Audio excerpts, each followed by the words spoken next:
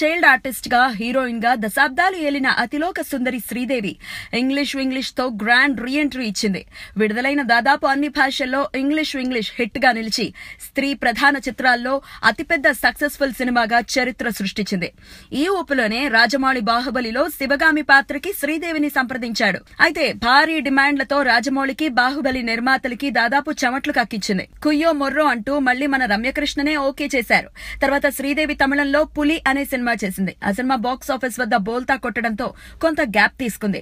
ఈ శుక్రవారం విడుదలవుతున్న మామ్ తో శ్రీదేవి మళ్లీ ప్రేక్షకుల ముందుకు వస్తోంది. బాలీవుడ్ పెద్దల కోసం ముంబైలో ఈ సినిమా ప్రీమియర్ షో వేశారట.